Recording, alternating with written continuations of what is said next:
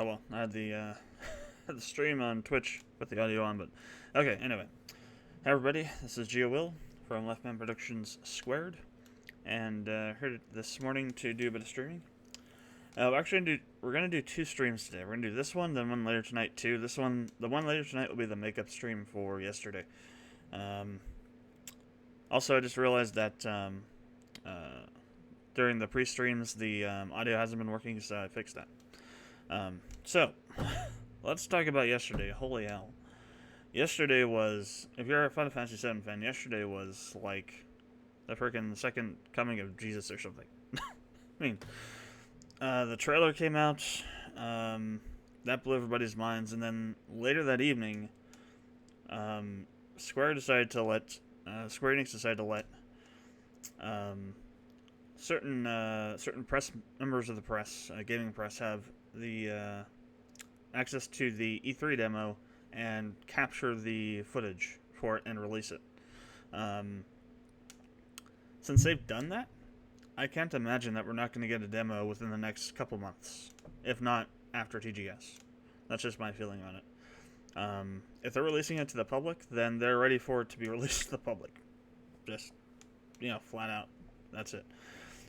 Well, I will make a stipulation. They're having gaming journalists do it first. So there might be a few things they're still tweaking. And they probably give them specific... well, then again, in a lot of these videos that people have posted, they say they've just been given it and they're able to do whatever. So maybe not. Maybe they're not still hand-holding it. Maybe they just wanted to get it out there with game journalists first. And then... release it to the public. But anyway, so what we're doing now is we're going to be watching one of these. I have not been able to find the Famitsu versions of these, which are ones that don't have any commentary at all. Max played them on his stream late last night. Well, I guess it wasn't that late. It just felt that like I only got 3 friggin' hours of sleep. But yeah, he played them on his stream last night, and Jesus, you'll see. If you haven't seen them yet, you'll see. So we're going to watch Eurogamer's version of it, because they have the cleanest one. Everybody else pretty much talks over the entire freaking thing and doesn't give a damn about letting you experience it. Eurogamer does a better job of it in terms of like the atmosphere and stuff like that. They do talk over battles, though. So there are a few things you're going to miss, and I'll mention that when we get to them. So, let's go ahead and full screen this. Actually, yeah. I'll just respond to any comments that that show up after we come out of it, and I will talk about this after we're done with this too. I'm just gonna. It won't be like a full thing. I'll just be like, I'll just go into it a little bit of what I saw during the stream. Anyway.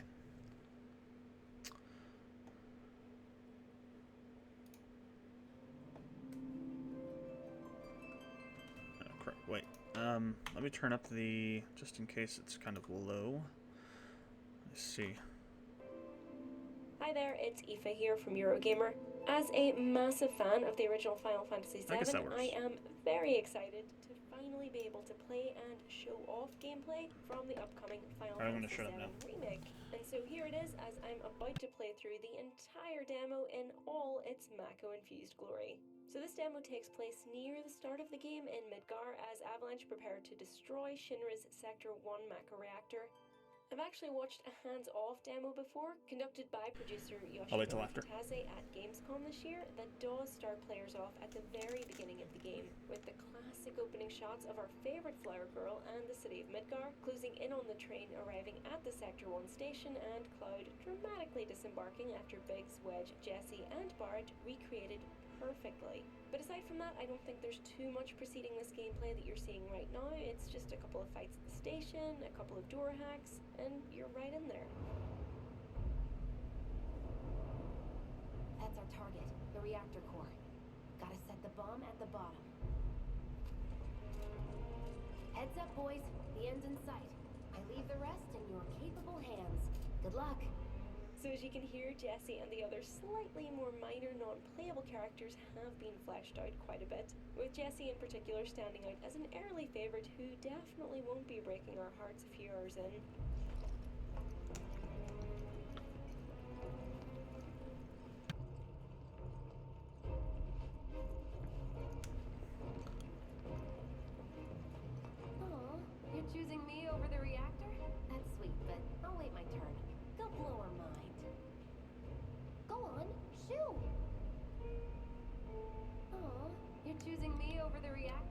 really do love her confident and flirty persona, but in this house we only have eyes for Tifa Lockhart, so let's just keep going. God damn. I can practically taste Tamako in here. Hurry it up.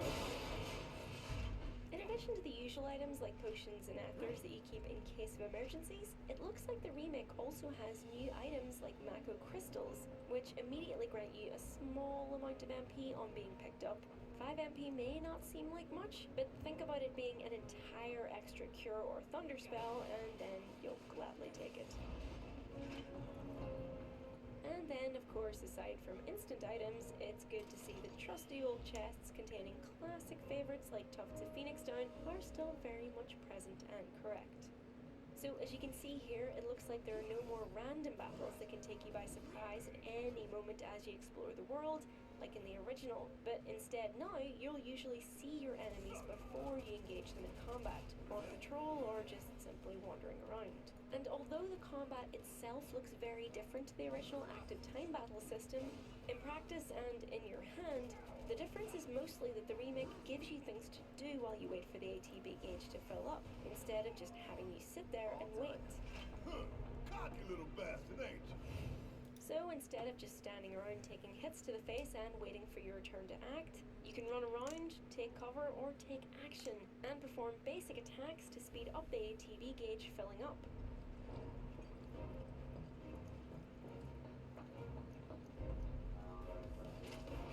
And it really only feels like actual meaningful damage when you're using a spell or a skill from tactical mode. So it is still in the spirit of the original ATB system of the original Final Fantasy VII, while feeling like a more engaging battle system than ignore magic and spam the attack button to win in more recent Final Fantasy entries like 15. Speaking of magic, it's not entirely clear yet how the materia system works, and how it'll be equipped to each individual character, like if it'll be via weapon and armor slots, or if it'll be revamped somehow. But this demo did seem to emphasize the fact that characters can work differently to one another.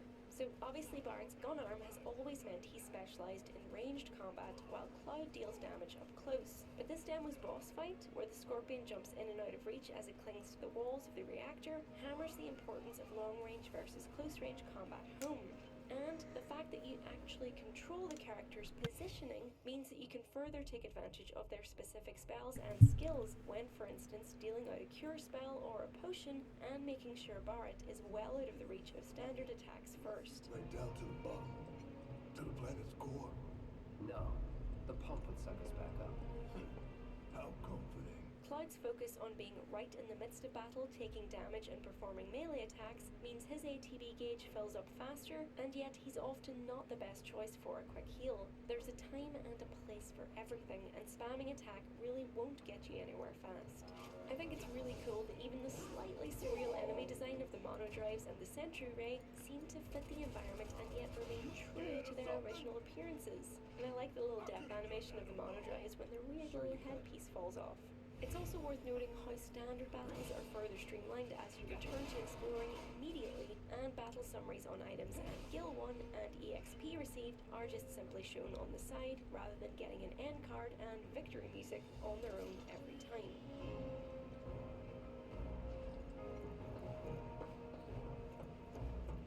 Chatter between characters as you explore the world can often get tedious, especially when it's two characters that aren't that fond of each other. Yeah, let's do this. Let's do this. But the lines of dialogue spouted by That's Barrett everyone and right now. Cloud here are just quite funny and serve to remind you of how terse their relationship is in this very early stage. I really can't wait to see how things change as more members get added to the party and relationships develop. All right, let's see if Little Stamp really can bite the hand that feeds. Go on, do the honors. Prove to me you're the man Tifa says you are. That you're one of us. Never said I was. I'm just here for the paycheck. Then do the damn job.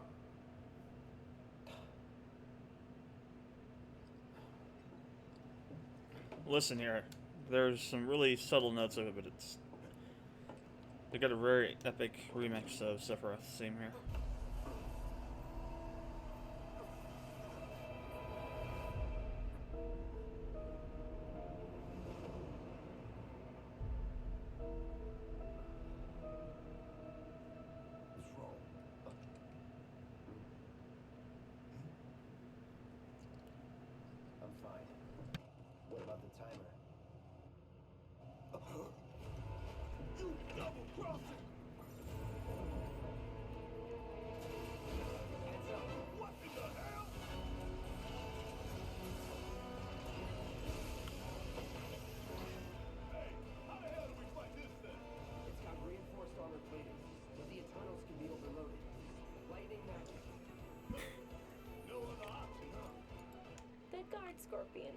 Scorpion Sentinel, as it's been renamed here. This is the very first boss fight in the game, as with the original, so it's here mostly to serve as a tutorial, and yet it's not exactly a pushover.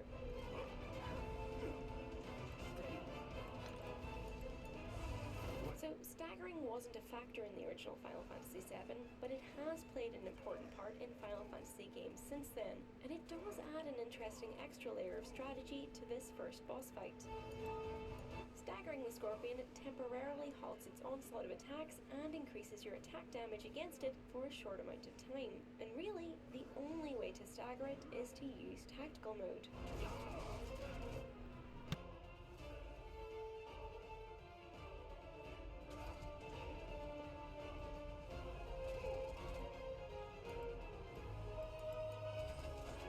As anyone who's played the original knows, Thunder is a very good spell to have on heavy rotation at this early stage of the game, as it works wonders on mechanical enemies, despite being slightly misleadingly named, but we won't hold that against them.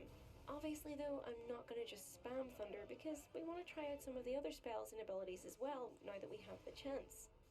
Most of these attacks are pretty well telegraphed, with maybe the only exception being when it goes into this barrier mode.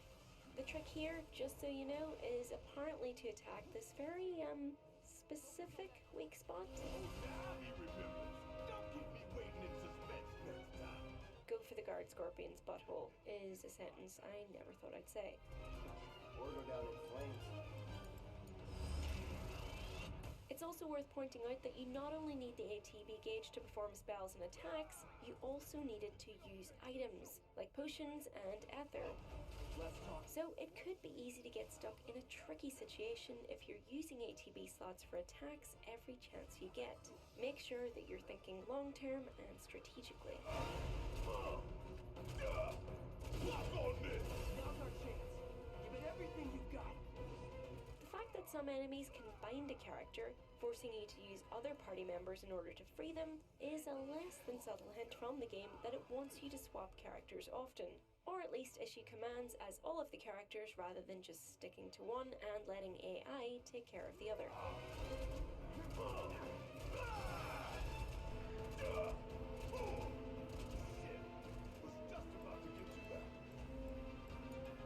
This part's awesome.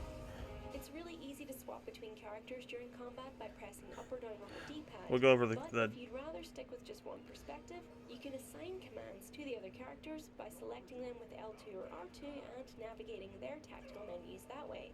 Personally, I preferred swapping between characters and giving them commands that way, but it's good that the game gives you the choice. Once combat ends, in this demo at least, the perspective immediately and automatically switches back to Cloud. We'll go over the dialogue when we get through it here.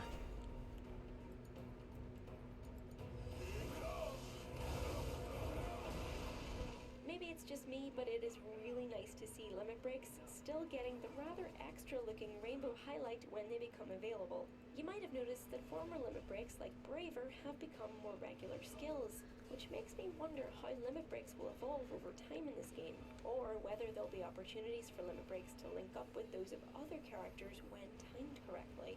That would be really cool to see.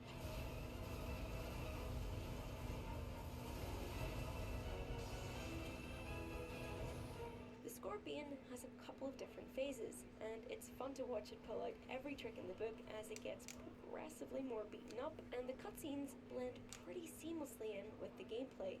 This is a subtle reshaping of a line in the original game that I think confused a lot of people. In the original, Barret tells Cloud to attack while its tail is up, but if you did, it would counterattack with a super powerful move every single time. I think it was dialogue that got a little bit lost in translation. So here, the game encourages you to take cover by providing debris to hide behind whenever the tail is up. A much better plan that also showcases how you can use the environment to your advantage in the remake. Not good enough!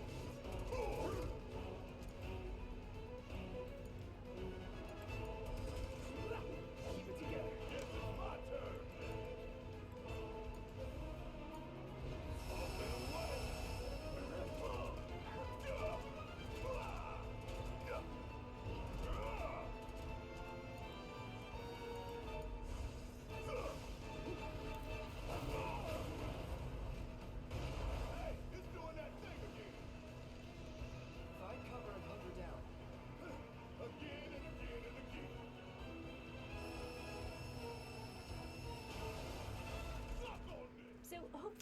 can see from this gameplay, but it really feels like the Final Fantasy VII Remake has struck the right balance between the classic ATB system and a more modern, action-oriented approach.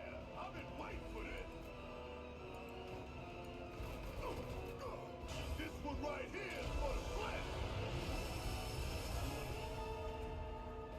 It doesn't feel like you're simply mashing buttons to win, nor does it feel overly fiddly or complex once you get the hang of how things work, which doesn't really take long at all. I can imagine it'll get even more interesting with the introduction of more party members and more diverse spells and skills, but as a first taste, this boss fight is pretty great. Solid copy.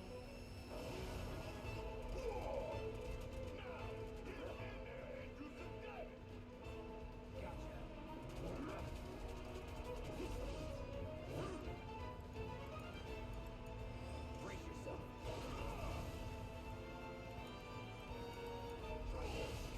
It's a very short demo, all things considered, but it does the job and leaves us hungry for more.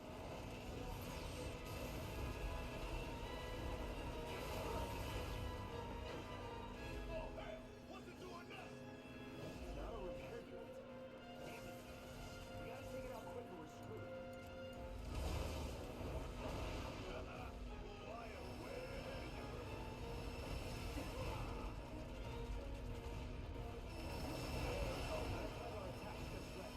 Hold out until you spot an opening. Let us know what you think and what you're excited about seeing in the Final Fantasy VII Remake in the comments below. Ain't gotta tell me twice.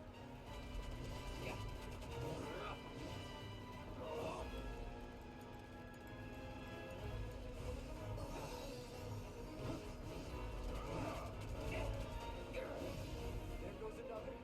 Now's our chance to do some real damage.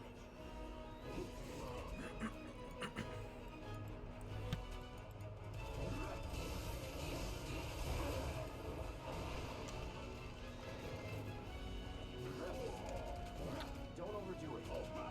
Watch and learn.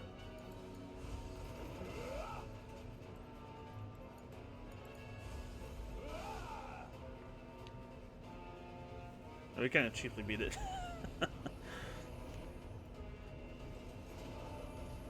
Alright, that's pretty much the end of it, and it's not worth anything different that happens here.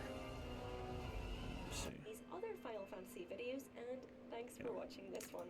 We will see you in Midgar. Alright, so I mean, there's a lot to take in there. It's not quite as densely packed with information as like that trailer was, but so we're gonna go over this. Maybe not so much freeze frame as we're just gonna go to certain parts of it. We're talking about the dialogue during the boss battle. There's some really good stuff in there. That kind of gives you an idea of what they're actually going to be going for with the interactions between the characters, at least at the beginning of the game, in terms of Cloud, Barrett, and some of the others. And then I have to say this up front. The music sounds so good. So good. And you probably noticed it, but during the battles up in the higher parts of the reactor theme has been remixed into a battle theme at times. And then they use it at times during that, and that's just, it's epic. I hope they do that for every area, because jeez. Sounds so good. Alright, so we're going to go back to the beginning-ish part here. I'm going to go full screen this again. Alright, so we get a kind of a good overhead view of the bottom section of the reactor here.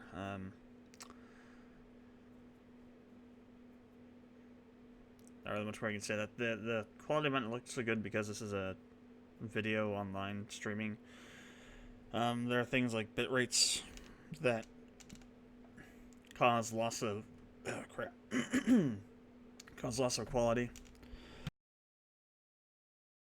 I have to be watching this in 4K, and I do think there is a 4K demo video out there somewhere. I can't remember who has it though. I don't think it's this one. No.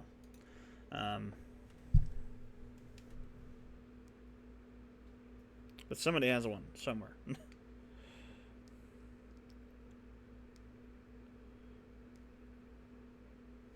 Alright. information, a couple of door hacks, and you're right in there. You can kind of hear the theme here, though. It's so good. This That's sort the of target, the remix reactor reactor theme. core. Gotta set the bomb at the bottom. Heads up, boys. The end's in sight. I leave the rest in your capable hands. Good luck. So as you can hear, Jesse and the others. So now, there was a stream that I did a while ago. It was a little bit after E3 when I streamed it. It was in relation to Max's secret demo video. Or no. Yes? I forget if he mentioned in the demo, the E3 demo video, or in the press demo video. But he mentions this interaction with Jesse here. In that. Me over the reactor? This bit. That's sweet, but I'll wait my turn. Go blow her mind. It's just such an awesome line. So let's skip forward a little bit here. You can kind of see some areas where there may be some issues that still working out. Like during the Scorpion boss battle, you'll see some of these windows have like a texture flicker to them or something. Maybe that's intentional. Maybe it's supposed to signify that the reactor core, it's not really the core, but that the reactor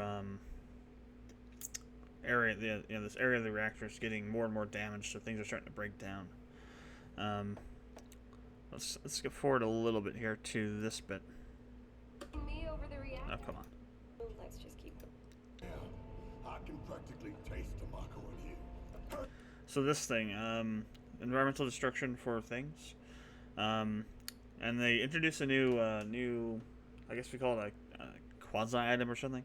It's a pickup, I guess, Mako stones, and these, I guess, allow you to refill your MP, according to the narrator here. So that's interesting. What I'm wondering is if they'll only be in reactors, though, or since it's in like a Shinra container.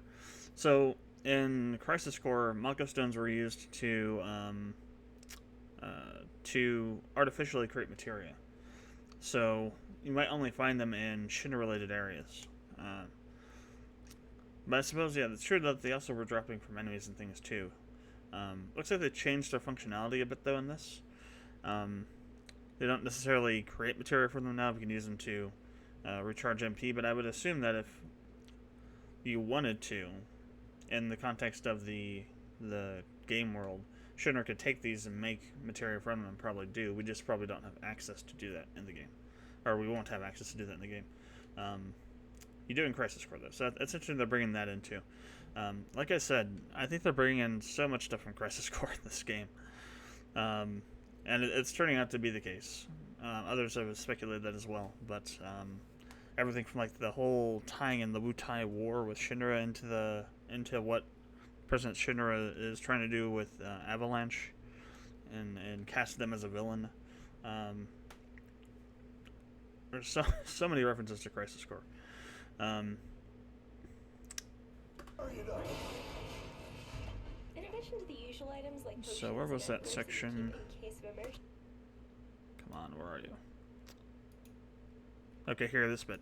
So you'll need to watch a couple different demo videos. The reason why is because different things happen in them. In one of them, I think it might have been the Famitsu one that I was watching on Max's stream last night. Barrett actually hums the victory theme after you win. In another one, it might have been the PlayStation Access one. When Cloud rushes down here at this security officer that's standing here before we engage them, and knocks him over the edge of the railing and kind of instant kills him. So there's a lot of different things in this game. That they still really haven't showed off yet. And I think they're gonna the stage conference tomorrow at 8:20 p.m. Eastern, or not Eastern, Pacific time. I think we're gonna get out of battle mechanics, because we were shown a bunch of stuff out of battle. We saw Barrett clearing some debris in the trailer. We've got this thing where we're able to kind of instant kill enemies in some situations. We're probably going to get more of the battle system mechanics insofar as like summons and combos and maybe some stuff they haven't even hinted at yet that's in here. Like the transform materia, for example. In the trailer, we see Cloud get changed to a frog, and his attack set changes in relation. There might be other things like that. They're definitely going to be talking about materia, though, for sure. There was a TGS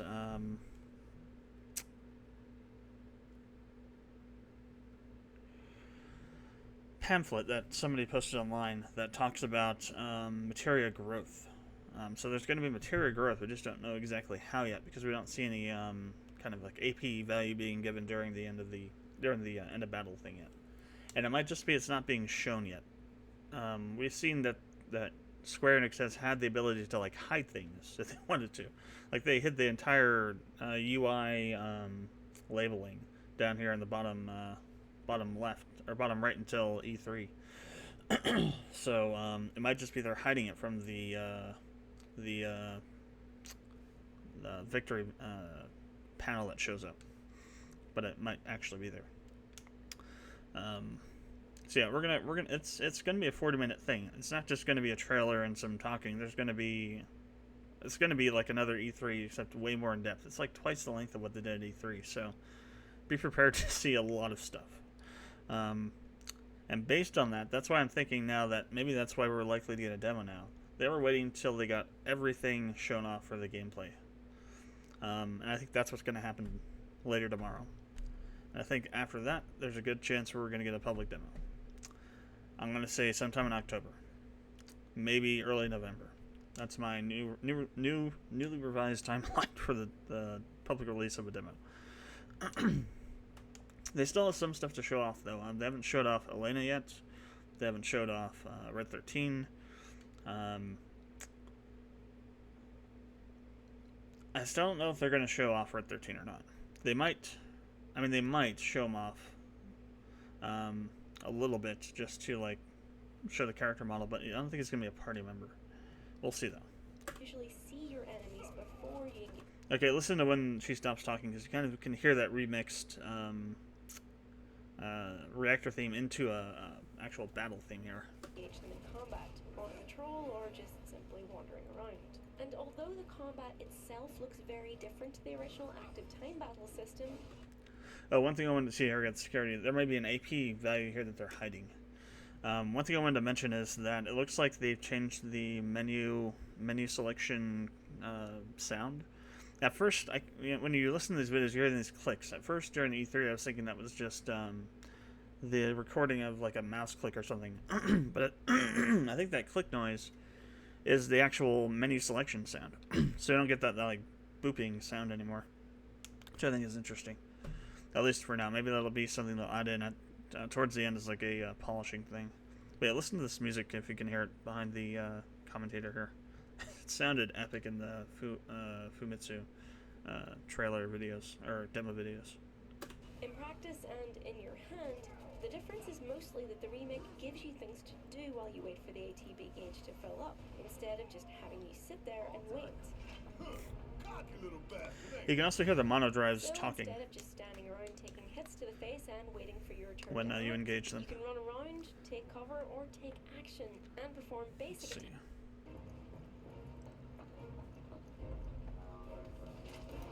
And You can kind of hear that only really feels kind of like mechanical actual sound there. meaningful That's the damage memo when drives. you're using a spell or a skill Oh, from tactical mode. crap. So it is Sentry rays. They are placed in locations that make sense now.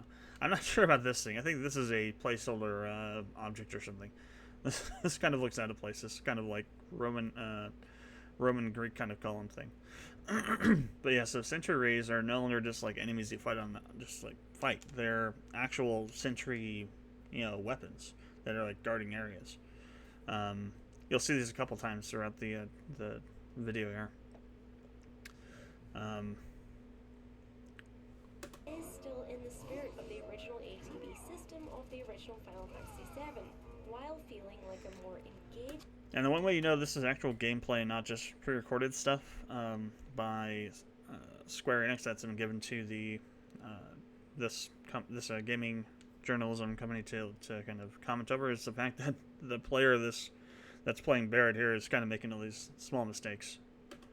Battle system, then ignore magic and spam the attack button to win in more recent Final Fantasy entries like 15. Speaking of magic, it's not entirely clear yet how the materia system works and how it'll be equipped to each Century Ray just character, like if it'll be lasered Barrett there, slots or if it'll be revamped somehow. But this demo did seem to emphasize the fact that characters can work differently. I think Cloud just like slashed that mono trap over towards, or no, it rushed Barrett. That's what happened. Combat while Cloud deals damage up close. But this demo's boss fight, where the Scorpion jumps in and out of. Now this is kind of an important thing she's kind of mentioning here, but I also want to add something on top of it, which is that this first area is very beginner friendly. Your normal attacks are doing a lot of damage. The attacks aren't supposed to do too much damage, or doing a lot of damage here because they're introducing you to the battle system. Going forward, like say like in Corral Desert or something like that, or maybe even just out in the world map, or even just after this mission, I'm expecting that your regular attacks are just going to do really chippy kind of damage like they are, and the enemies will have a scaled up HP that's more in line with what it should be. But yeah, you can kind of really see that on the boss fight. I think that boss fight is probably a little bit over what you'll have with regular enemies after the reactor, after the bombing run. But it will be kind of similar for regular enemies, that what you see during the Scorpion Sentinel fight. Reach as it clings to the walls of the reactor hammers the importance of long-range versus close-range combat home. And the fact that you actually control the character's positioning means that you can further take advantage of their specifics. Sheer Barrett is well out of the reach of... No, the pump would suck us back. Oh, this bit. To the planet's core. No, the pump would suck us back. For instance, dealing out a cure spell or a potion and making sure Barrett is well out of the reach of standard attacks first. Right down to the bottom. To the planet's core. No, the pump would suck us back up. How comforting. Cloud's focus on being right in the midst of battle, taking damage and performing melee attacks means his ATB gauge fills up faster, and yet he's often not, really won't get you anywhere fast. I think it's really cool that even the slightly surreal enemy design of the Monodry appearances, and I like the little death animation of the Monodries when their weird little headpiece falls off. It's also worth there's a whole bunch of stuff there. Battles are further streamlined as you return to exploring immediately, and battle there was a hilarious moment in Max's stream last night. Listen to what she says here. Getting an end card and victory music on their own every time.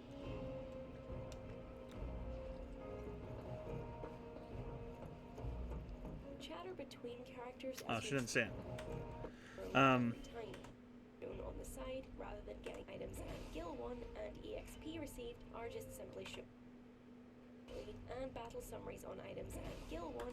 I forget where she said it at, but she basically says like a tough to Phoenix down or a bottle of ether, or in whatever order she says it in. And Max just kind of pauses the video and has this like look on his face, and he's like, and he just goes into this thing where he's like explaining that he never thought of a Phoenix down as like being an actual physical item. He thought it meant you're using Phoenix on a down person rather than actually it being feathered down from a Phoenix. It was hilarious. Somebody clipped it, so you can go watch it on his Twitch channel. Crap. Alright, let's skip forward here. Get tedious, especially when it... Let's do Yeah. this. This was a mood yesterday. This Barrett is everybody yesterday. Everybody. But the lines of dialogue spouted by Barrett and Cloud here very early stage. Now, it's kind of hard to hear the battle music because she talks a lot more over it, but there are it's this new Fight On theme that they have. It's actually a mix of two different songs that somehow they made work together. It's swells to epic proportions during procedurally. So it's like actions you take control what the music does. Like whenever Max was saying, whenever you went to do like a limit break with Cloud or Barrett, the music would get like massive while it was actually happening, and it was just like really interesting. It makes it a little more immersive. Stage. But it sounds so good. Change as more members get added to the party and relationships develop. Prove to me you're the This part I thought was interesting. that really can bite the hand that feeds. Barrett's like, okay, here's your first test. Go on, do the honors. Prove to me you're the man Tifa says you are. And Cloud like throws it back in his face, and you can see he gets like visibly just pissed off. Just watch his face. Didn't do the damn job. At first, if you're not paying attention to like all the facial features, him saying that sounds a little bit jarring. But when you see it, he's actually getting pissed off that Cloud has said that, and he's just like, "Fine, then put this thing there and let's go."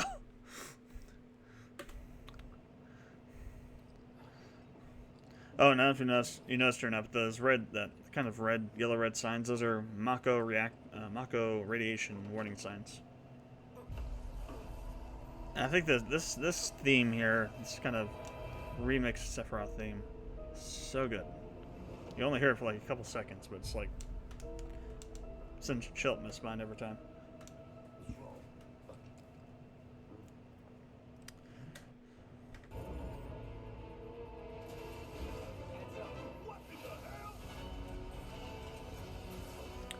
So while this bit's going on, it's actually loading stuff in the background.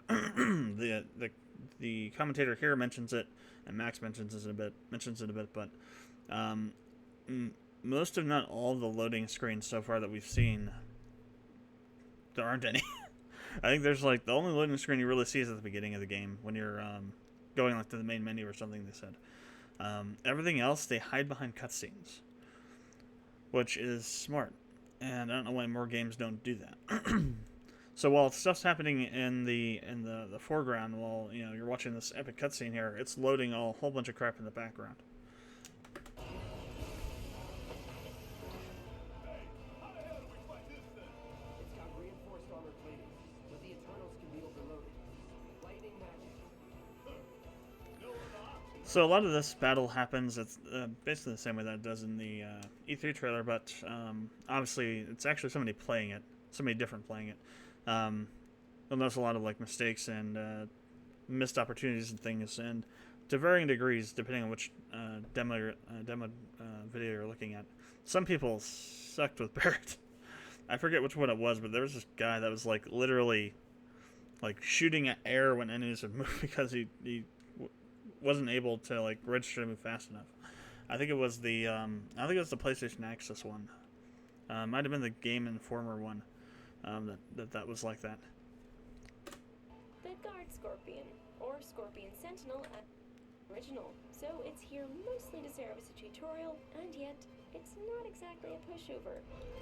There's a moment when like the music's kind of low, and then it goes just right to 11 with like these horns that come in. The main theme. Let's see if we can figure out where it's at. Played an important part in Final Fantasy games since then, and it does add an interesting extra layer of strength. It halts its onslaught of attacks and increases your attack damage against it for a short amount of time. And really, the only way to stagger it is to use tactical mode. So we're gonna get these. That's it right there. Boom, that was it.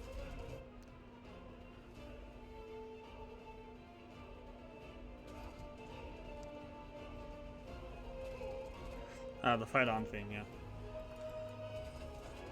As anyone who's played the original knows, Thunder is a very good spell to have on heavy rotation at this early stage of the game, misleadingly named, but we won't hold that against them. And abilities as well, now that we have the chance. Most of these is barrier mode. Trying to figure out where the here, just so you know, is apparently to attack this very so that dialogue we've seen before. Yeah, see it. Watch this. When it hits the wall, you see this little window up here, up at the top right there, up here. It's like flickering. That's either a texture bug or it's because the Scorpion Guard just like crushed a wire underneath the wall, when he jumped up there, and they're kind of referencing that he's actually causing damage when he's moving around this place. So it could be easy to get stuck in a tricky situation if you're using ATB slots for attacks every chance you get. Make sure that you're thinking long-term and strategically. So, Cloud gets picked up here in a bit. In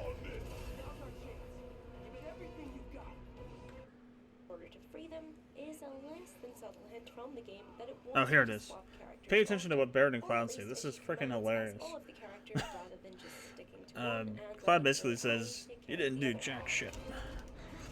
Paraphrases it, but.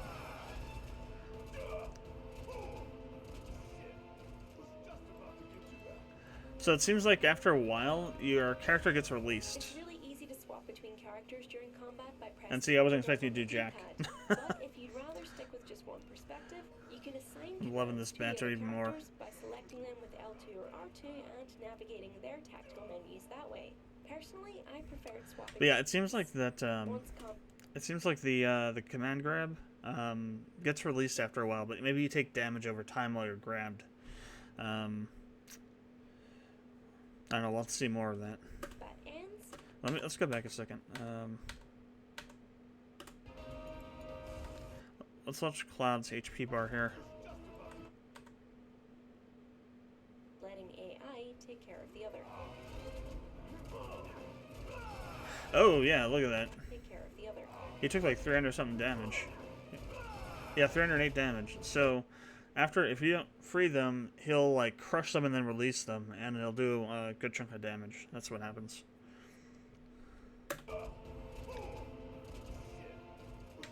Okay. Them with L2 or R2 characters and giving them commands that way. But it's good that the game gives you and automatically switches back to Cloud.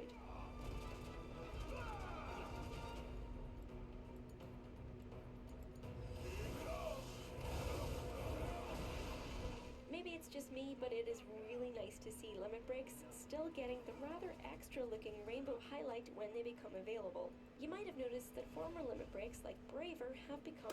Well, that's another thing we haven't seen before. This wasn't in the E3 demo. Whenever you get your limit bar full, the elements, the element in the health HUD over here starts glowing, as does the command in the commands menu. Which is good because it tells you that your limit's ready, instead of having you just like looking for it, or having like the color change, which is maybe not as noticeable. You have like an actual animated kind of thing with it. Highlight when they become available. You might have noticed that So it's a lot former more limit breaks noticeable. like Braver have become more regular skills, which makes me wonder how limit breaks will evolve over time in this game, or whether there'll be opportunities for limit breaks to link up with those of other characters when...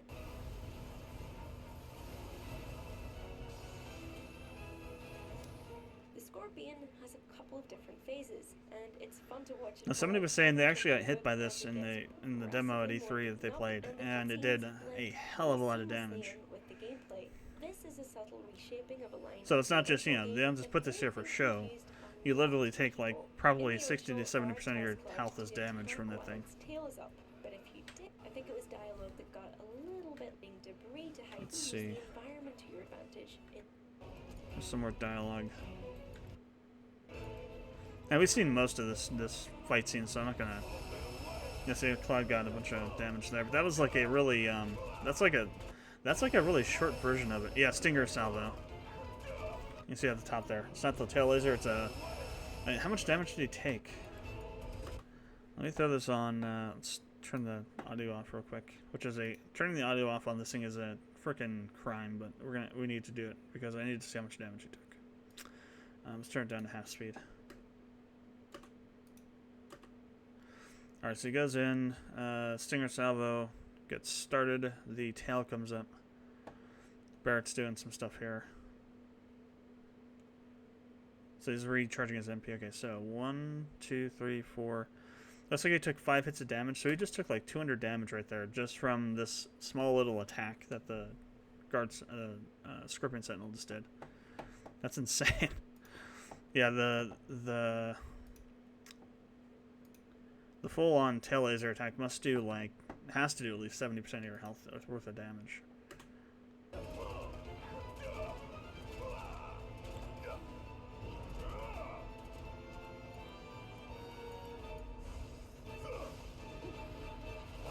Also, I want to check out one spot. Yeah, this again. Barrett almost gets crushed here. I'm wondering if you're standing underneath that, if it falls on top of you, what happens? We almost got to see what happens when it happens. Here he doesn't switch characters, he stays with Barrett. So hopefully you can see from this game balance between the classic ATB. Nor does it feel overly fiddly or complex once you get the hang of how things work, which doesn't really take long at all. Okay, here's this one. Pay attention to this little bit of dialogue here. Kind of keep going if I heal up. No, pay attention to what's happening right now. I'm getting tired of that laser. Mechs don't get tired or complain. And you're getting tired of my complaining, huh? Solid copy. This banter is just hilarious. It's on point, though. Cloud is a dork and a dickhead, the way he's supposed to be at the beginning of the game. Just pitch perfect. Great.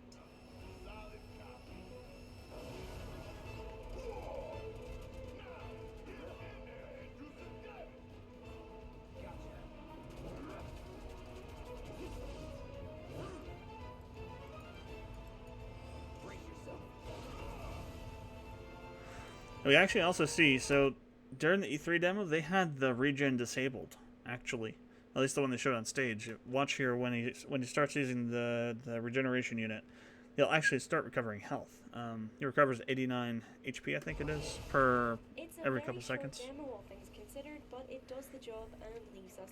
That wasn't shown in the E3 demo they did on stage. I'm not sure if it was enabled in the floor demo or not. So right here, watch, he'll start regaining health here. 89, 89. Like every 4 or 5 seconds it gets 89 health. Oh, that's having actually gained it twice. Interesting. That looks, yeah, actually it's getting 2 of them. So it's actually, what would that be? 158? Yeah, 158 health. I think it only happens 3 times, but still, it's like a lot of health on this thing, because you can't really do too much damage. Oh no, like they're showing that you can destroy the legs. And as you're doing that, actually, you know what? I think it's just it might be a kind of a text issue or something, because here you can see it kind of doubles it up too. I think what it's supposed to do is it's supposed to go up and kind of fade out, and maybe they haven't implemented that yet. I don't know. That might be something they're still polishing with that. So it was just once. There's like some weird shadow on it. Weird, not shadow, but second text thing there.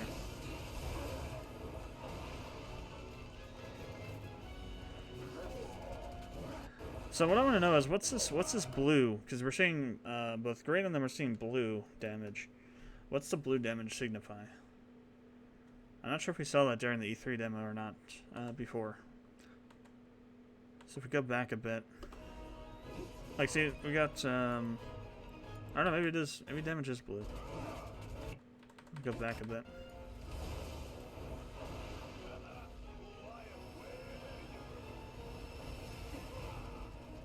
Okay, never mind. Yeah, damage is blue. Okay, never mind. They changed the text color, I think. I think it was white during the demo before. And if not, then I just suck at remembering that particular detail at the moment. Yeah, and then they finish this battle off so anticlimactically. Just a Barrett double thunder it. But this goes to show how much damage Thunder does. Like, friggin' 450 damage.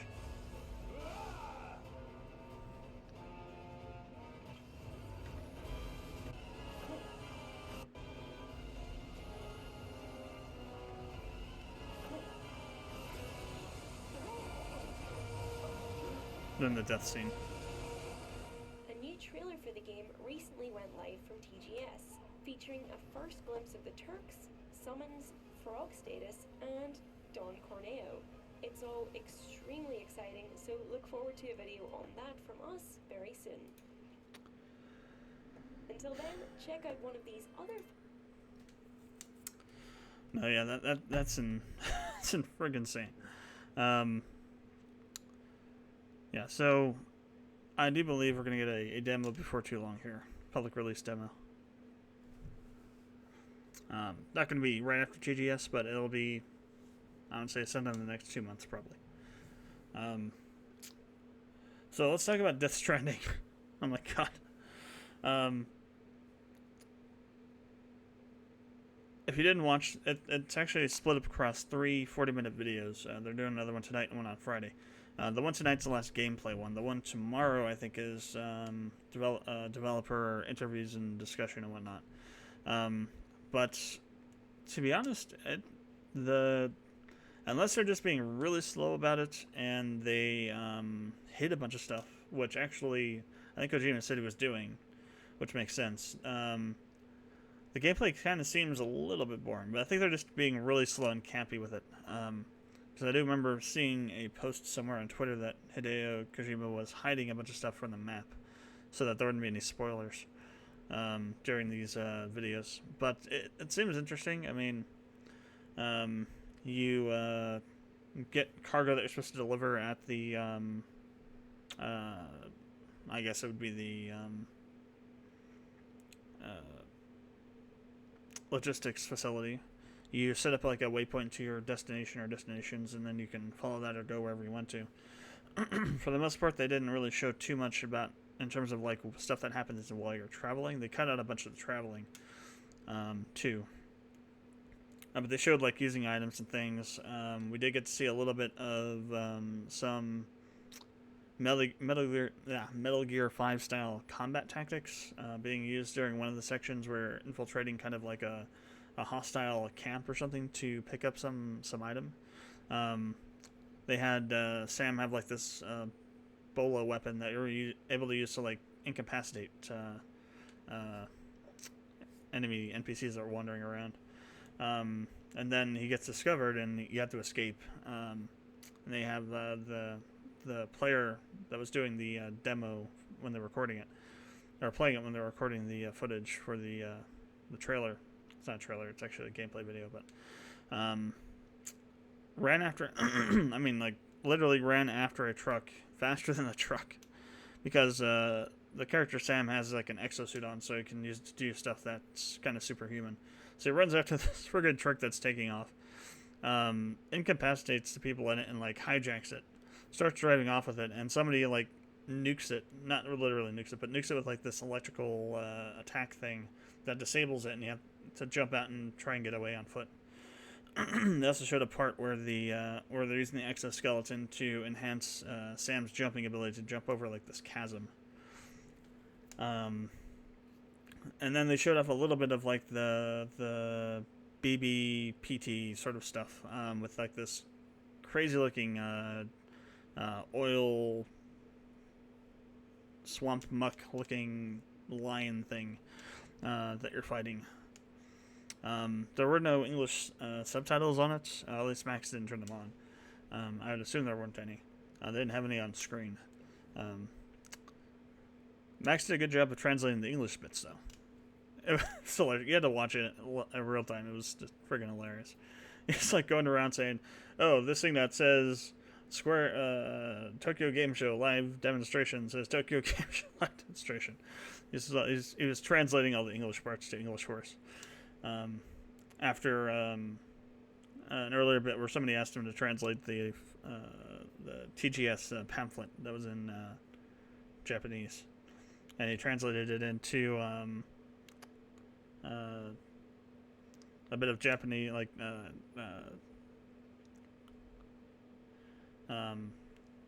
Spanish, I guess. There's a lot of Japanese and a lot of Spanish he used in it, and when he was like saying what it said.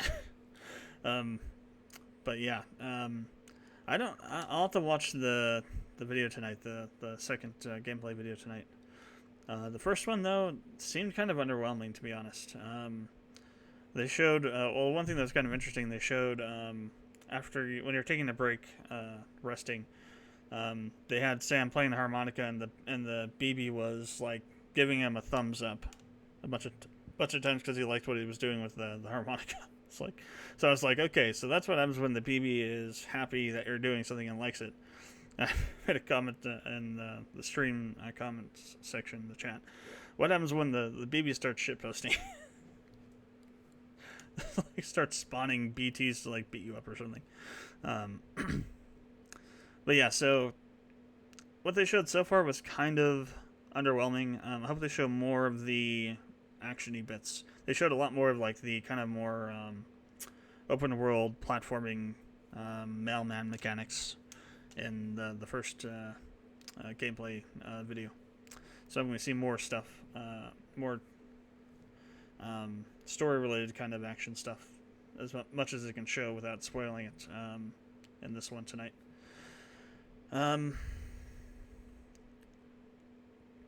Yeah.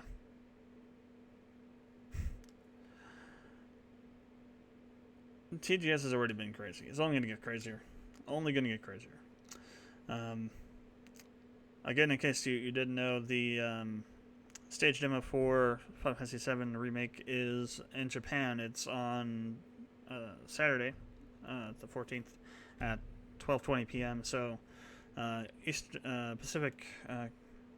Coast Pacific Standard Time, or West Coast Pacific Standard Time, and Mountain Standard Time. For United States, that's Friday night at 8:30 or 8:20. East Coast, it's something like 11 or so. Over in London, I believe that's like 4:20 a.m. I think. And you can go look up, find a time zone calculator or thing to do that on your own if you need to. But yeah, so that's going to happen on Friday or Saturday for most people. Most people, I think it would be Friday. Others, maybe half and half, I guess. But that'll be, it's going to be a 40-minute stage demo, stage conference. We're probably going to get more about the materia system, more about the summon system, more about out-of-battle gameplay mechanics, and more about some battle mechanics. Other than that, I have no freaking clue what they're going to show off. There may be stuff they haven't even hinted at being in there yet. So we'll just have to wait and see. Okay, what time is it? Okay, we got some time. So now what we're going to do is we're going to switch this over, and we're going to do some work on the RPG Maker MV plugins. Yeah, if you want to go check out the demo videos, there's a bunch of different ones up on YouTube now. PlayStation Access has one. Eurogamer has one. Somewhere rolling around on YouTube are two Famitsu videos that have no commentary on them. It's just the demo being played, or very very few commentary, very little commentary over it.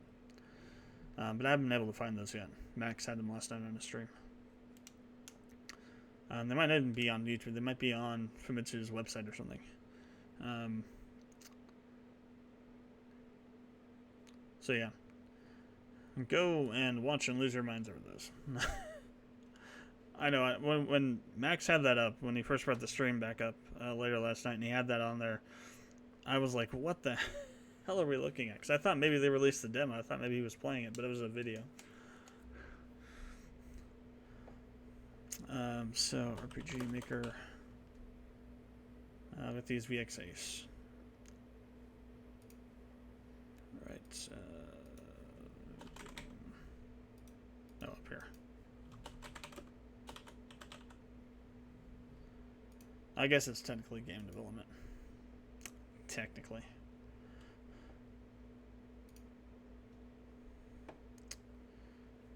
Okay.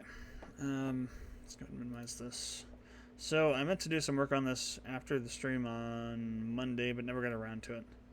So it's basically where we left it. So,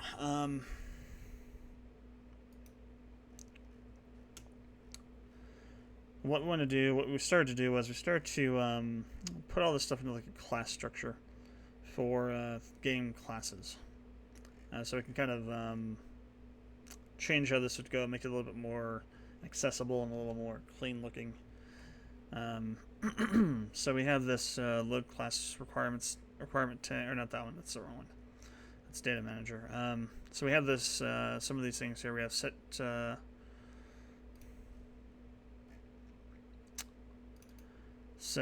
class list, set required gender. So this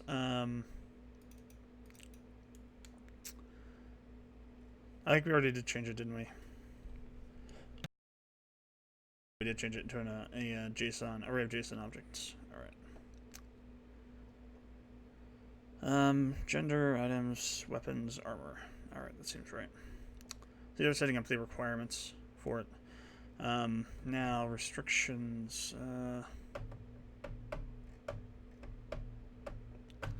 Yeah, it's not gonna. I don't think that'll be in here. That's gonna be. Yeah, this is just for the setting up the specific item, weapon, or class level requirements for classes. The restricted stuff will be based on. We'll just like pull stuff out of this, out of the array of these things to build that. All right, so is class. Let's see. B is class required.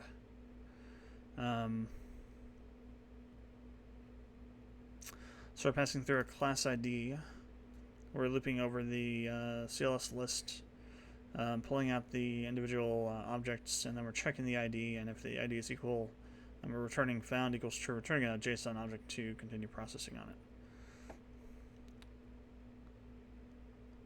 So if true, we're returning the number of levels. If not, we're returning false.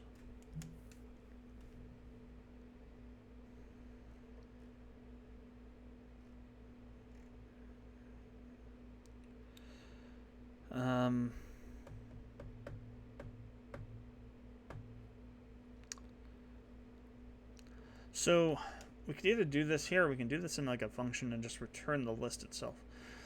To be honest, well, so let's think about this.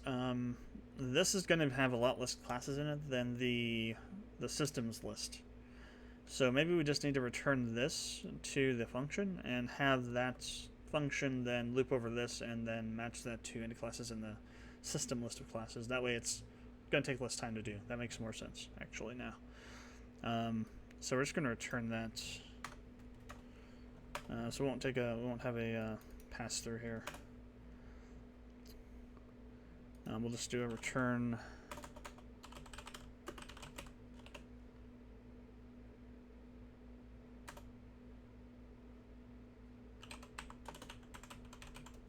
Return this classes, rect classes. Technically, we should probably do the same naming scheme we do on other things.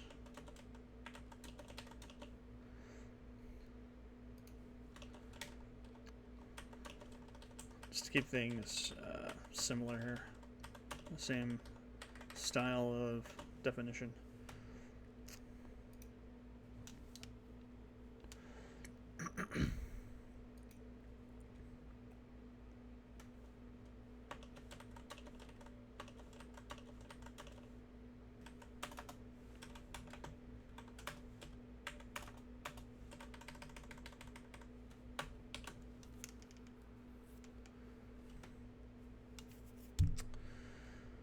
Okay, now we need to figure out how we're going to change the loading function to leverage this. So we're going to need a list of these objects to work with. So class requirements JSON, see actor class keys. So let's make a new var, I guess, up here for that.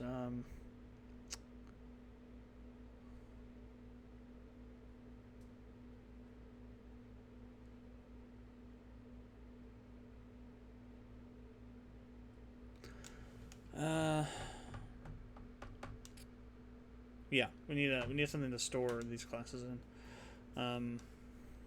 These class. Well, let me see.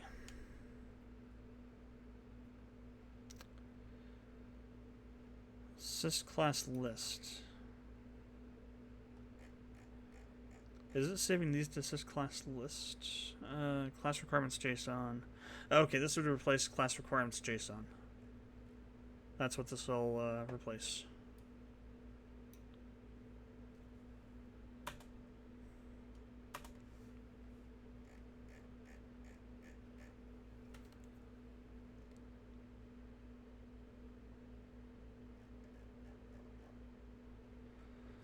All right.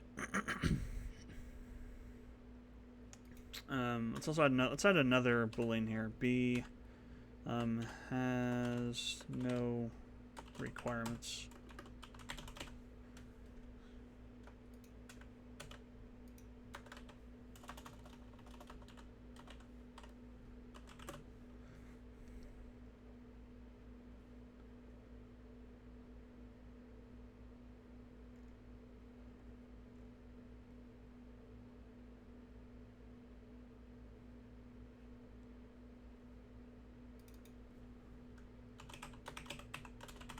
We'll change the name of that function too to more accurately say what it does.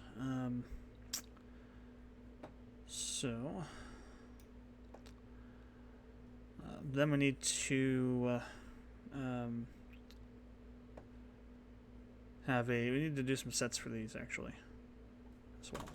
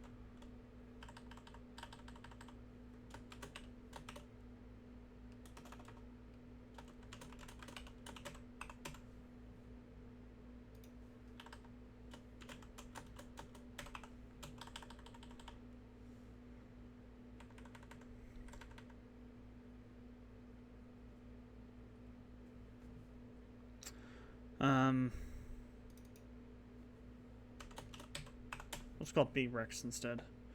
That way it doesn't clash with the actual variable name it says it's supposed to be.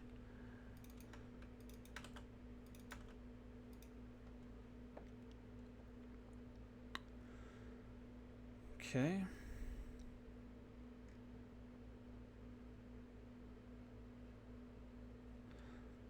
Actually, let's call it has rex. That makes more sense than saying has no rex. Because if it's false, then it doesn't have any. If it's true, it does. So it makes sense not to qualify if it is true or not. Okay. So now this bit. So,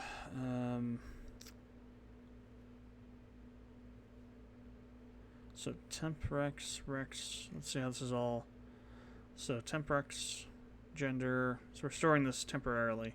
We don't need to do that anymore now. Since we have an object, we can create the object, instantiate it, and then just set them directly to the object. So we don't need these anymore. Actually, we might need requirements, but we won't need, well, we'll see. So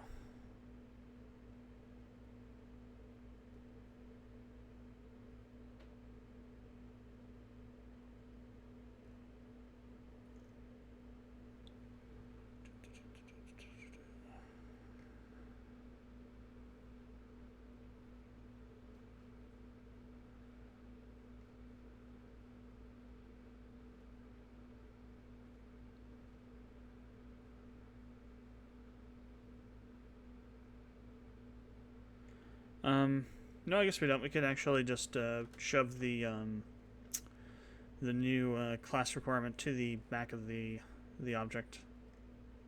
That's fine.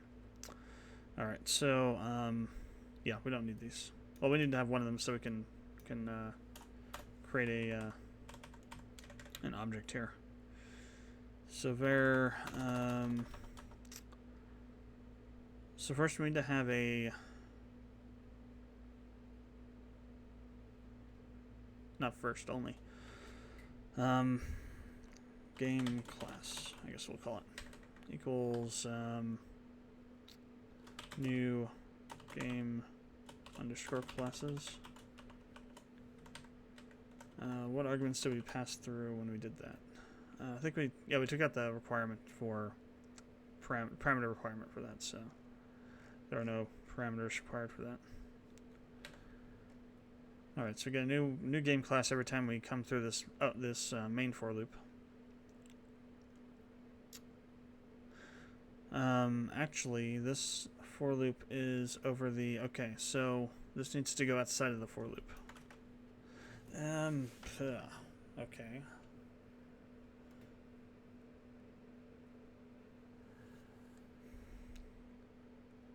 Oh, no, yeah, okay, there it is. That's... I was like, I know there's another for loop somewhere. There it is. So no, it's out here. So every time we go through this, this is going to be a new class. Then we're looking through the note data for each down here. Okay, that makes sense. A lot more sense. So I was wondering how the hell is this even working then if we're not doing it that way. We don't need the alert here. I can get rid of that.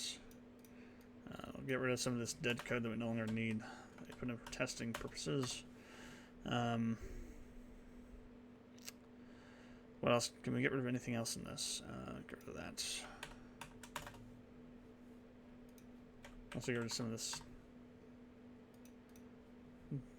empty space as well. Add in any semicolons we might need. This should be pulled back, I think.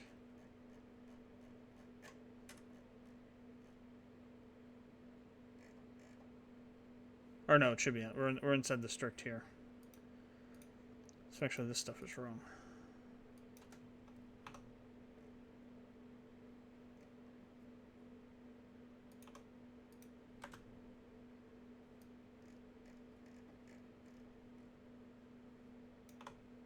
There we go.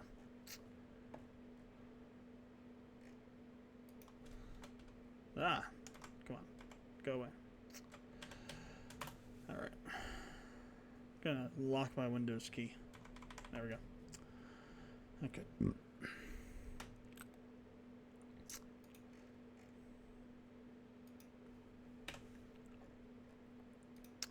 To be honest, let's make these one-liners actually one line. Oops, hitting the wrong keys.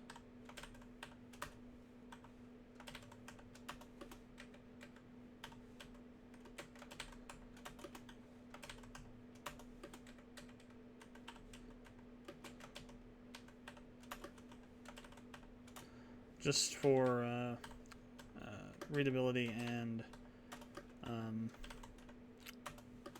length purposes here.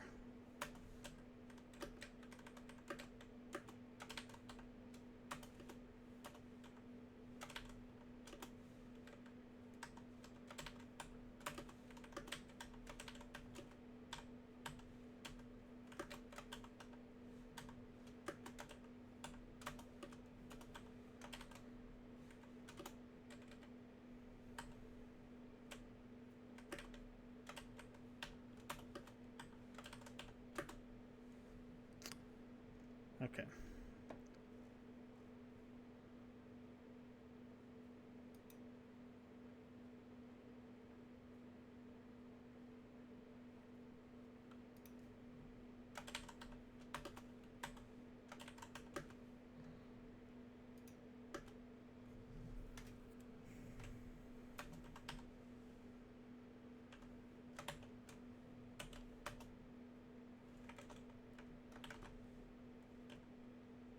I think it needs to go that way. I think it works either way, but I think we need to put it this way, just for make it make logical sense. We have to define that this is a, or no, it doesn't. Okay, no, we have to go the other way. This does come first. Interesting. Okay. Because when you put it up there, it got all kinds of arrow lines showing up. All right. Anything else we can clean up here? I think that's it for the moment. All right. So back down here, so what we're going to do now is instead of doing this, we're going to call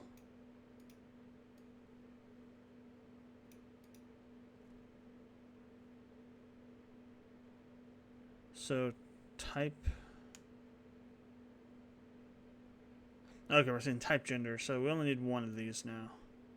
That's going to have this. So we need to say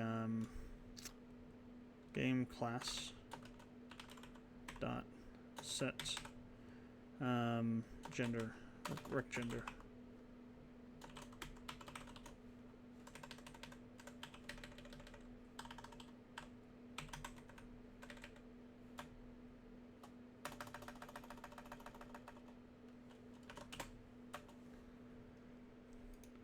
And in fact, that can become a one-liner in itself.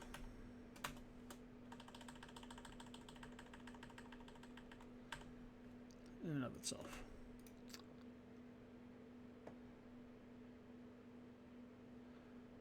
So it's an item. Kind of get the idea where we're going with this now. Game class dot set rec item.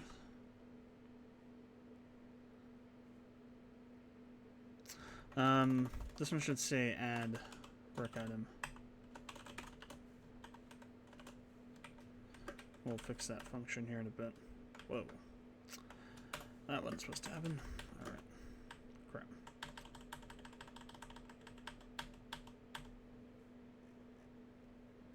So add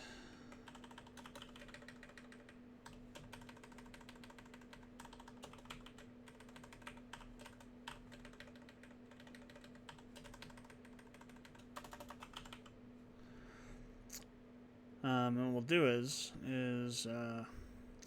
we will just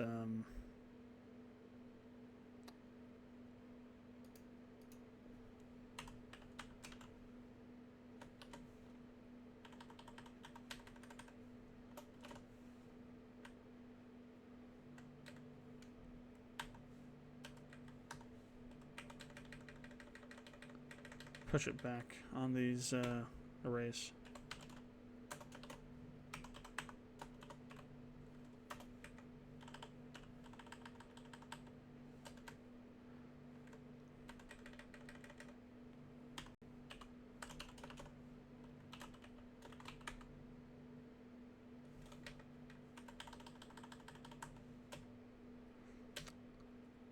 Those other ones are fine. Alright, so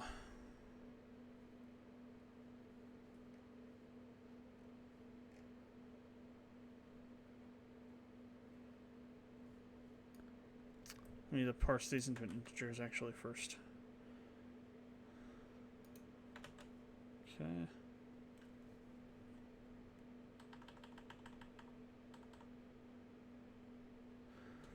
Wondering if I should, let's see, is there a try parse for JavaScript? I'm pretty sure there is.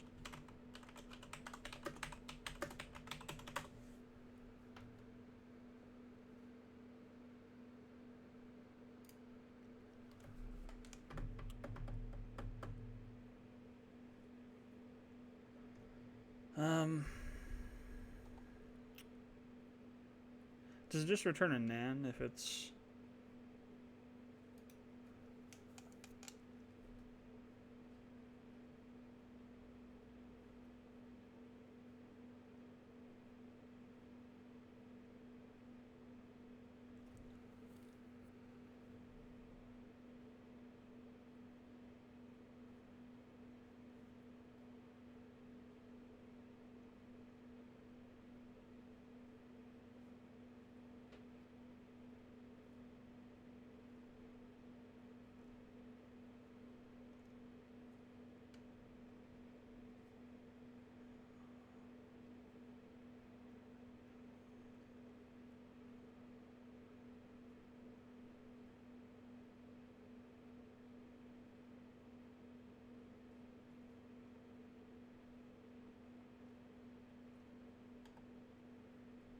Just wondering if I need to do any kind of, probably some defensive stuff around this. Just to make sure we're not causing any crashes from having an invalid number or something.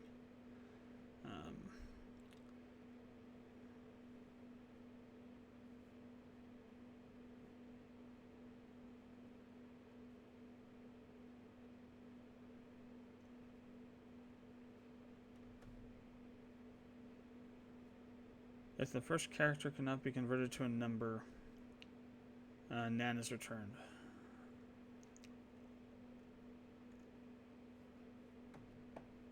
So like a literal nan?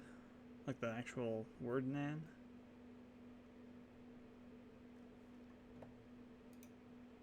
Okay, so it is, okay, so, alright,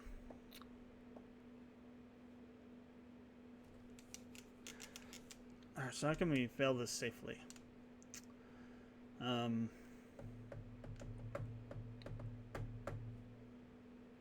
have to think on that. There's probably a way to like display a message to the player through this somehow. So what I would do is I would check this and see if it returns a nan, and if it does, we would cancel the execution and I would display some sort of error message, probably through the built-in functionality that MV has for that, saying that the note tag is screwed up or something. But since that's not there, we'll just do this and fix anything that happens to break along the way, if something does.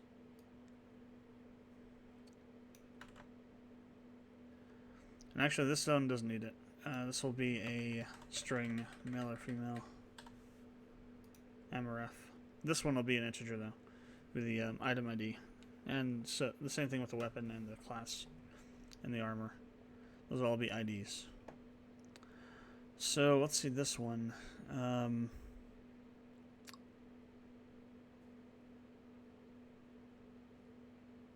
Okay, so if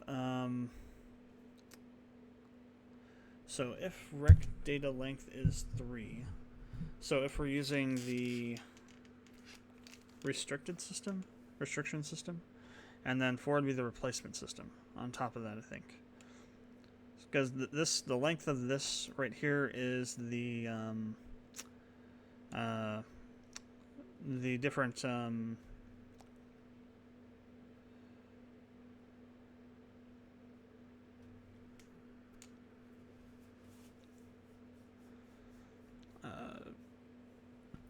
sections of the note tag attribute.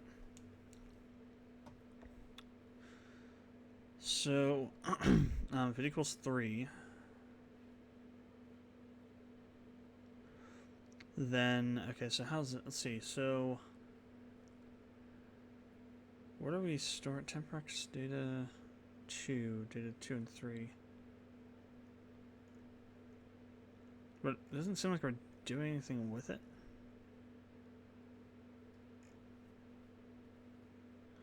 So we're pushing that to requirements pushing Temprex, and then we're pushing that to the JSON with an object ID. So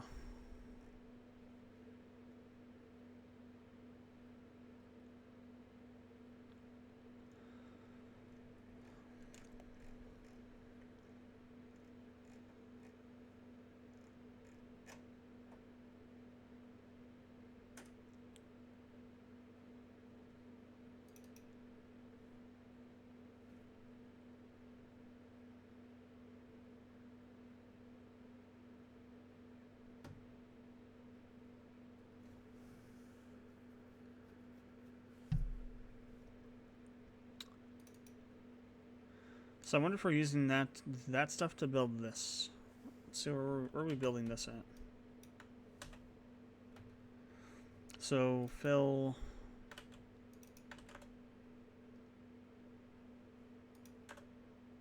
Here we are.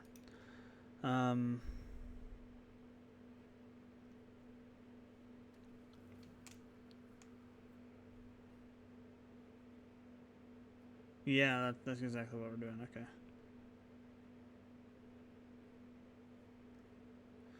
So, restricted. What about replace?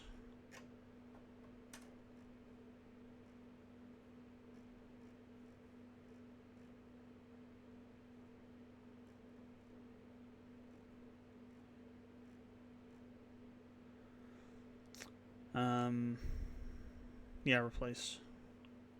So,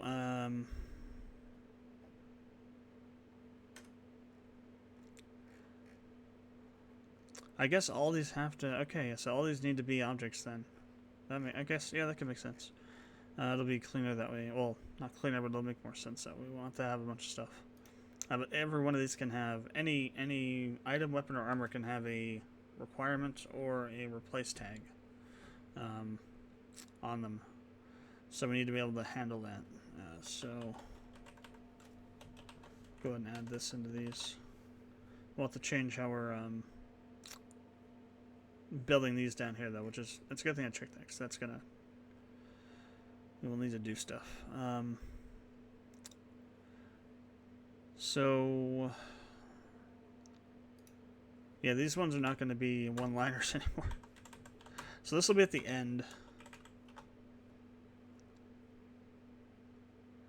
So what we're going to do is we'll need to have some sort of like temporary structure we're going to build here. So there.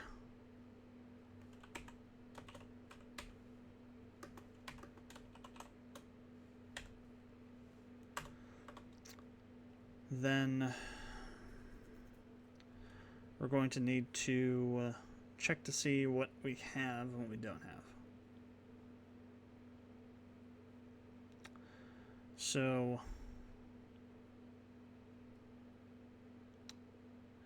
first and foremost, IDM objects. Every one of these is going to have an ID, so we're just going to add that in right now. So that'll be this bit here. And then we're just going to pass through the item object. Now,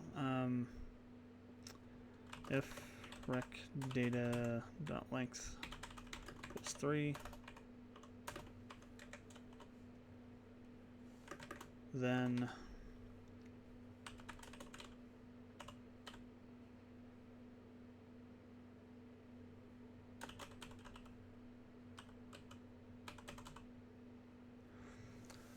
I think I was using restricted down here.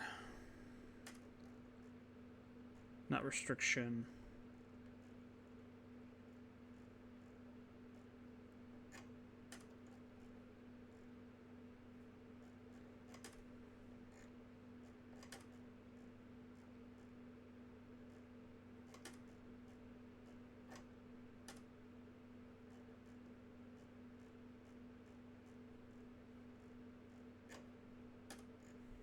Yeah, restricted.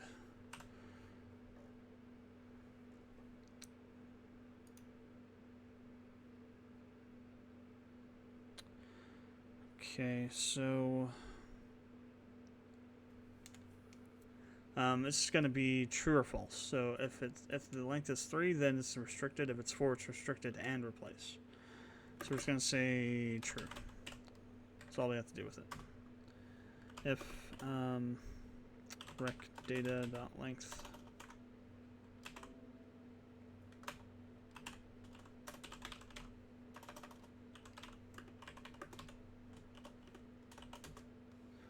and this one has to be 2 lines, so we can't do it on 1.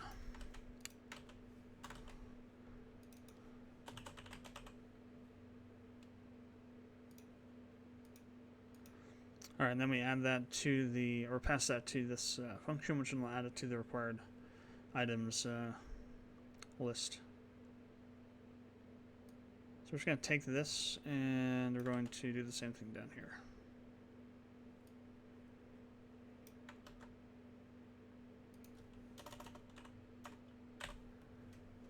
Technically, probably would not have to change the name, but I'm going to.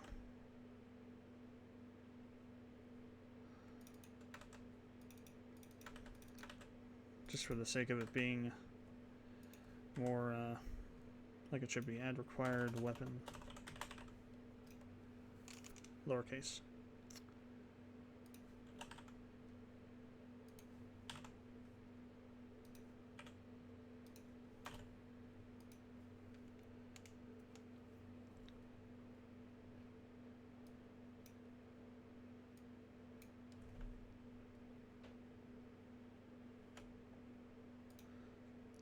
I'll just look on the stream. I guess you can kind of see it pretty good. That's better though. Alright.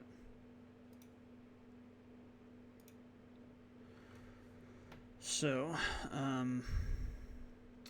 got that.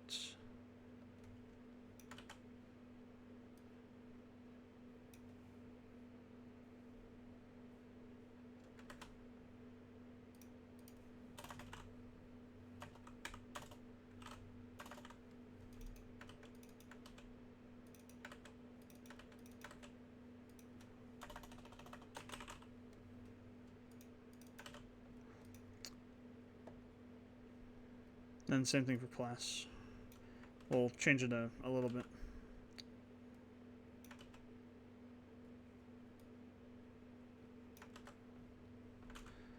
So someone use rec data 1 and 2. Whoops.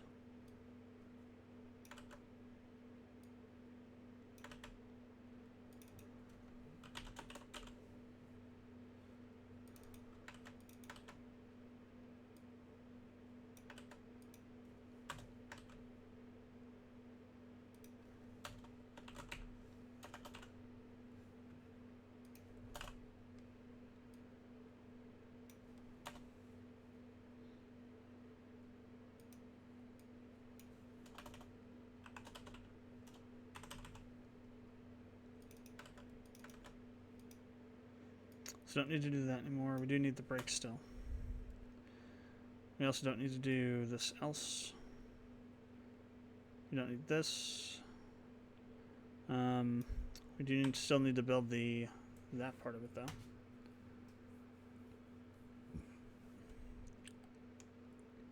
Oh right.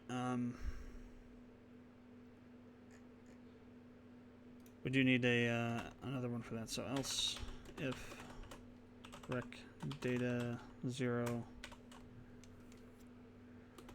equals no recs,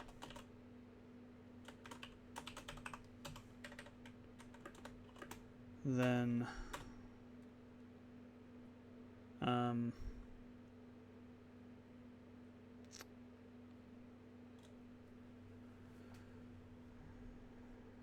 game class dot b set b has recs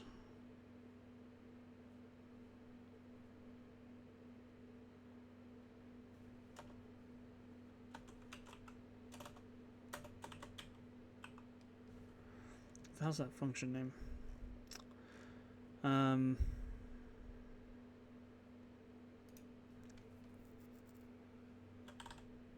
That's why. We forgot to change the name of it. It's like, why is that named that? Should be named that. Alright, set B as Rex, true. Or rather, false. And then we need to do another one, else if.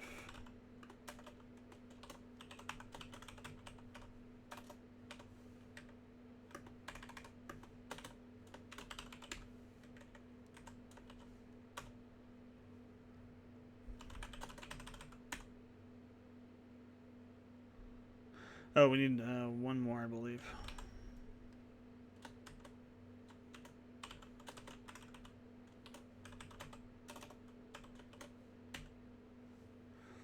We need to set the ID for the class so that we can pull it out of this check against.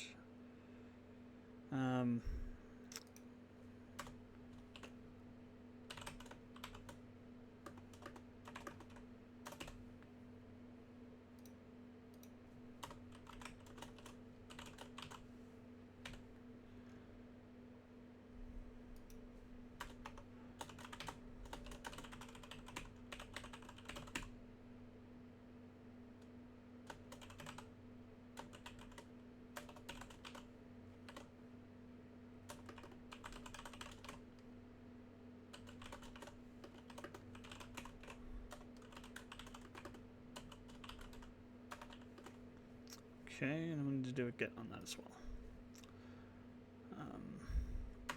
Actually, we'll probably need to do a get for all the arrays as well. So get required classes, items, weapons.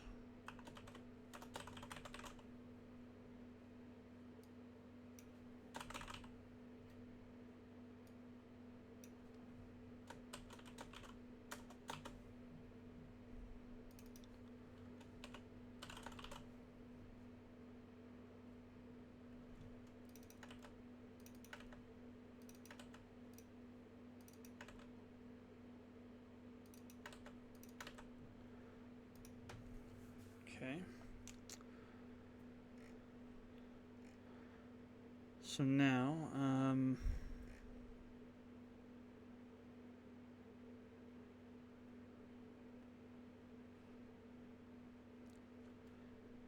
crap, I deleted that already. I'll need to undo this real quick.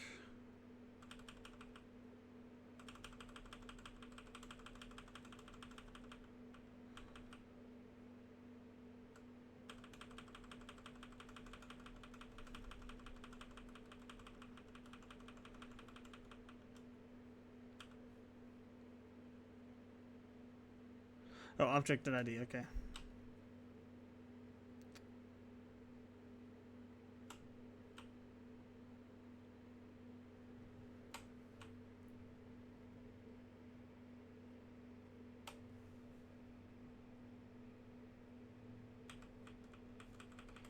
What in the hell?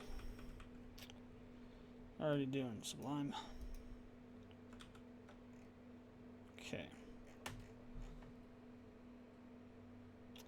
Oh, that was still down. I didn't delete it. Crap. I just didn't see it. So the last thing we need to do is on this. So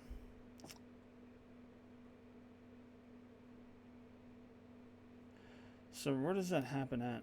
Is that inside of this for loop or inside of the other one? So that's data manager. This line here is the, and this one here is for this. So this is okay if it's not null. Else null. Wait, what? So if object note is not null. If it is null, then we check to make sure the ID isn't null. Okay. So it does happen on the outside here. So we can do it after we create this. We can just say game class dot set object. Actually, be a parsant, I think.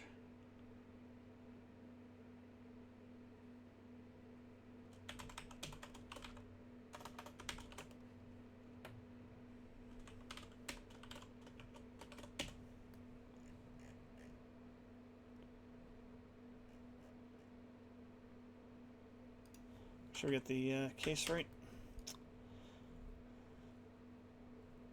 Okay, so we get the ID, that's good. Alright, so once that's done, once we're done with the note tag. So now if the note tag is empty, we're also going to say, if the note tag is empty, we're going to hide it. Well, let's see. If the note tag is empty, we're going to assume that means you haven't set the class up so that will mean it's not included in this. So yes, we're going to hide it from the list. So if the note tag is null, but the ID is not null, then we're going to say game class dot. Basically, we're going to do the set hidden true again down here. All right, so once all that is done, then we're going to call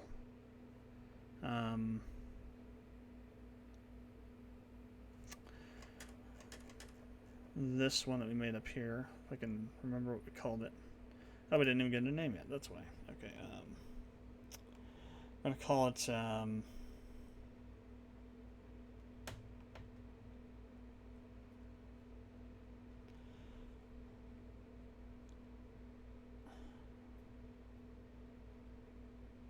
guess we just could call it game classes.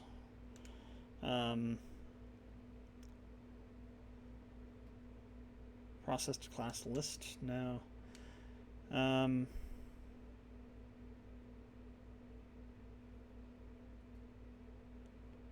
Yeah, we'll call it game classes.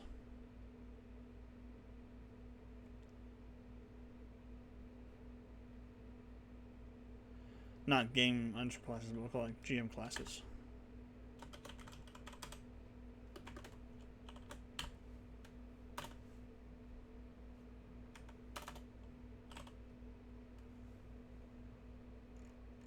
I think that'll work. So GM dot classes or GM classes dot push and then we'll use game class. So now instead of storing everything in in several arrays, we're storing it in an object, and then we're storing that object inside of an array of those types of objects. And that object has getters and setters and various things inside of it. So it's class. So I think this will allow us to make the code a little bit cleaner later on. That's going to be it for right now. I will do another stream later tonight, probably around 7:30 or 8 o'clock this evening. So in about 10 hours. Yeah, we'll say we'll go 8 o'clock. So 10 hours from now.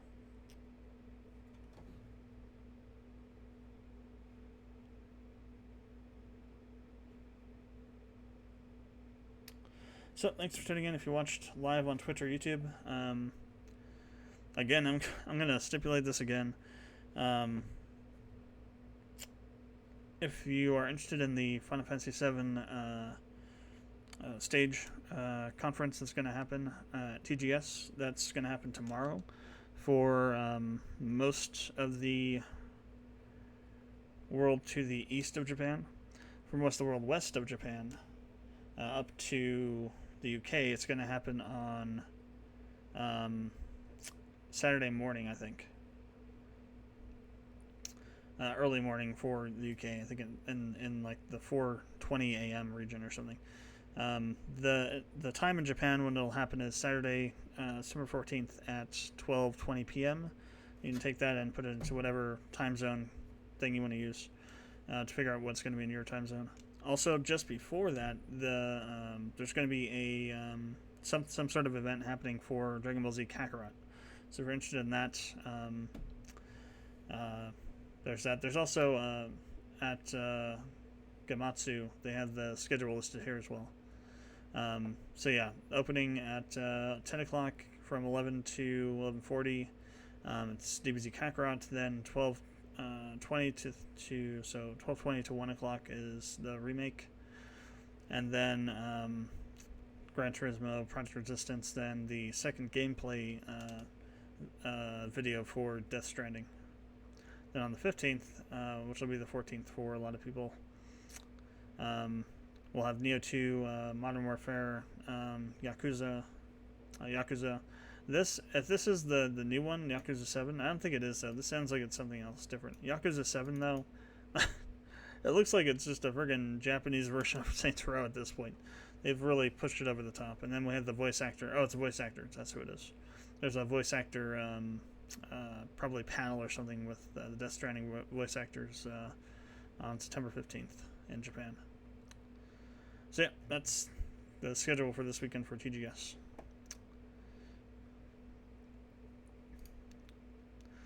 So, if you haven't done so already, appreciate it if you would subscribe or follow, and I will see you later this evening. Oh, and let me, since we're doing that thing on, they're having that thing on Friday in the evening, I'm going to do the stream for Friday in the morning. I forgot to mention that.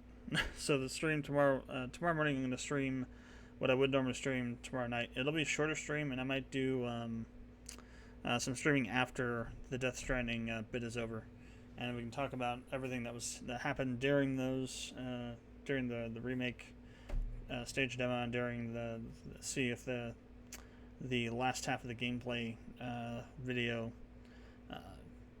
changes my mind about what I think is going to happen, what I think the gameplay is going to be like for Death Stranding. It's really hard to tell because, unlike the remake, Kojima's trying to really crush spoilers. Literally, he's like crushing the spoilers out of the video footage. So it's kind of hard to get an accurate idea of what the gameplay is, because I guess there's a lot of spoilery stuff in the gameplay. So take that as take that for what you will. But we'll see what happens tomorrow night. So thanks, and I will see you later.